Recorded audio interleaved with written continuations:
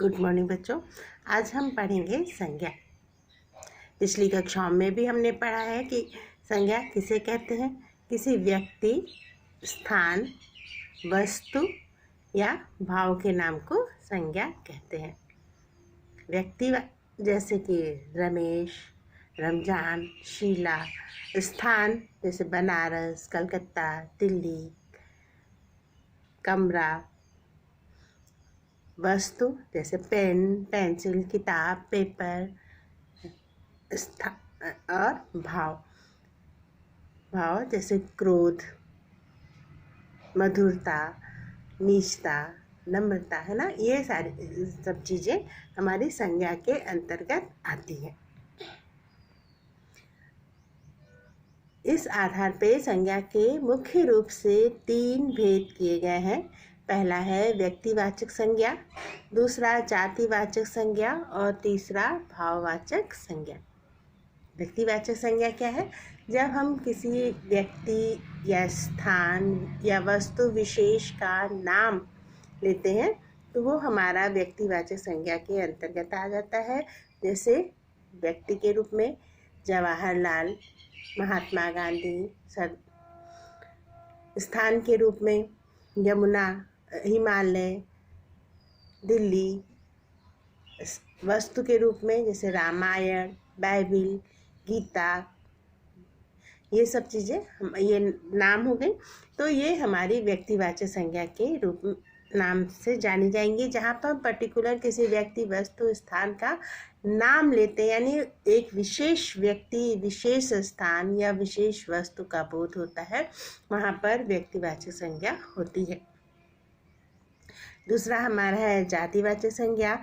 जिन संज्ञा शब्दों से किसी भी चीज़ की संपूर्ण जाति का बोध हो, सभी पदार्थों या सभी प्राणियों का ज्ञान हो, वहाँ पर हमारी जातिवाचक संज्ञा होती है। जैसे अगर हम कहते हैं बालिका, बालिका यानी जितनी भी लड़कियाँ हैं वो सब बालिका शब्द में समाहित हो जाती हैं।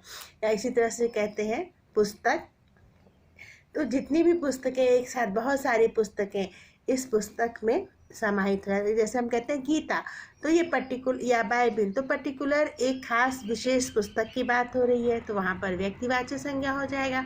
और अगर हम केवल कहें पुस्तकें, यहाँ पर हिंदी, मैथ, इंग्लिश, बहुत सारी पुस्तकें इसमें शामिल हो जाएंगी, तो ये हमारा हो जाएगा जातिवाचक संज्ञा। इसी तरह से कहते हैं आदमी, आदमी में सभी आ गए। अगर हम कहते हैं रमेश, तो पर्टिकुलर एक व्यक्ति की बात हो रही है, तो व्यक्तिवाचक संज्ञा हो जाएगा। लेकिन हम शब्द यूज करते हैं आदमी, यानी पर संपूर्ण मानव जाति का, संपूर्ण आदमी का बोध हो रहा है, बहुत सारे आदमी का बोध हो रहा है, तो आदमी जाति का बोध हो रहा है, इसलिए यहाँ पर जातिवाचक संज्ञा हो जाएगी।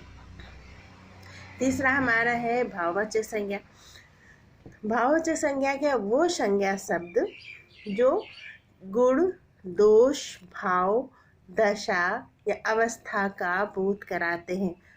वो शब्द हमारे संज्ञा शब्द होने चाहिए जो गुण, दोष, भाव, दशा या अवस्था का बोध कराएं। ऐसे शब्द हमारे भाववाचक संज्ञा में आते हैं। जैसे बचपन, ये एक अवस्था है, भाववाचक संज्ञा हो गई। मधुरता, सत्य, ये गुण है। सुंदरता, ये एक दशा है। नीचता, नम्रता, ये गुण है ना। सज्जनता, बुराई, अवगुण है, दोष है। तो ये सारे हमारे भाववाचक संज्ञा के अंतर्गत आते हैं। अब हम आगे पढ़ते हैं भाववाचक संज्ञा। भाववाचक संज्ञा वास्तव में मूल संज्ञा शब्द नहीं होती, यानी ये शब्दों में, विभिन्न प्रकार के शब्दों में प्रत्ययों को जोड़कर या प्रत्ययों को हटाकर भाववाचक संज्ञा बनाई जाती है।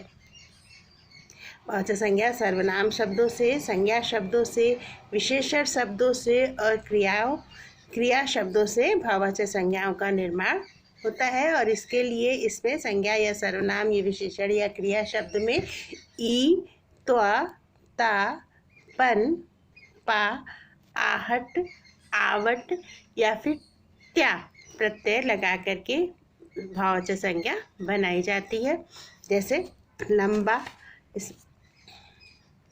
इसमें हम ई प्रत्यय जोड़ करके लंबाई भाववाचक संज्ञा बनाते हैं। या इसी तरह से पशु संज्ञा शब्द है, इसमें ता प्रत्यय जोड़कर पशुता शब्द बनाते हैं। घबराना ये क्रिया शब्द है, इसमें हम आहट प्रत्यय जोड़ के घबराहट भाववाचक संज्ञा बनाते हैं। इस तरह से हम संज्ञा, सर्वनाम, विशेषण या क्रिया शब्दों में विभिन्न प्रत्ययों का प्रयोग करके भाववाचक संज्ञा का निर्माण करते हैं। कुछ उदाहरण देखते हैं संज्ञा शब्दों से जो भाववाचक संज्ञाएं बनाई गई हैं, जैसे कारीगर, ई प्रत्यय लगाकर कारीगरी, चिकित्सक, सा प्रत्यय लगाकर चिकित्सा, मानव, ता प्रत्यय लगा करके मानवता, ब्राह्मण, इसमें त्वा प्रत्यय लगाकर ब्राह्मणत्व, राष्ट्र, इसमें ईयता प्रत्यय लगाकर राष्ट्रीयता, प्रतिनिधि, यहाँ पे त्वा प्रत्यय लगाकर प्रतिनिधित्व। इस तरह से विभिन्न संज्ञा शब्दों में प्रत्ययों का प्रयोग करके हम उन संज्ञा शब्दों को भाववाचक संज्ञा में बदलते हैं। ऐसे ही कुछ सर्वनाम शब्द है, जैसे अहंकार। अहम शब्द सर्वनाम का शब्द है, हम इसमें कार प्रत्यय लगा करके अहंकार ये भाववाचक संज्ञा बनाते हैं। पराया सर्वनाम शब्द है, इसमें परायापन पन प्रत्यय जोड़ करके हम भाववाचक संज्ञा बनाते हैं। सर्व से सर्वस्व, मम से ममत्व या ममता, निज से निजता। इस तरह से विभिन्न सर्वनाम शब्दों का प्रयोग करके हम सर्वनाम शब्दों से भाववाचक संज्ञा बनाते हैं। फिर कुछ विशेषण शब्दों के उदाहरण देखते हैं, जैसे आवश्यक, इसमें हम ता प्रत्यय जोड़ते हैं, आवश्यकता भाववाचक संज्ञा है। ठंडा विशेषण शब्द है, हम क या ई प्रत्यय जोड़ते हैं, ठंडक, ठंडई, या फिर हम आ प्रत्यय हटा देते हैं, ठंड, ये भी हमारा भाववाचक संज्ञा कहलाएगा। फिर ढीठ, हम इसमें ई प्रत्यय जोड़ लें, ढिठाई भाववाचक संज्ञा हो जाएगा। कड़वा विशेषण शब्द है, आहट प्रत्यय जोड़ दें, कड़वाहट भाववाचक संज्ञा हो जाएगी। बुद्धिमान विशेषण शब्द है, अता प्रत्यय जोड़ दें, बुद्धिमत्ता, ये हमारी भाववाचक संज्ञा हो जाएगी। इसी प्रकार से क्रिया शब्दों से भी हम भाववाचक संज्ञा बनाते हैं, जैसे कमाना ये क्रिया शब्द है, ई प्रत्यय लगाकर कमाई। जपना, इसका भाववाचक संज्ञा हो जाएगा चाप। मिलना ये क्रिया है, इसका भाववाचक संज्ञा हो जाएगा मिलन। लजाना, इसकी भाववाचक संज्ञा हो जाएगी लाज। दौड़ना, दौड़। पहचानना भाववाचक संज्ञा हो जाएगी पहचान। इस प्रकार से हमने देखा कि विभिन्न संज्ञा, सर्वनाम, विशेषण और क्रिया शब्दों में प्रत्यय लगाकर या लगे हुए प्रत्ययों को हटाकर भाववाचक संज्ञा शब्दों का निर्माण किया जाता है। इस तरह से अपने पाठ्यपुस्तक में दिए हुए एक्सरसाइज को आप अपनी कॉपी पे करिए तथा जो भी उदाहरण आपकी बुक में दिए गए हैं उसे अच्छी तरह से देखिए और समझिए, और भाववाचक संज्ञाएं कैसे बनती हैं, कौन कौन सी हैं, इसको ध्यान से देखिए।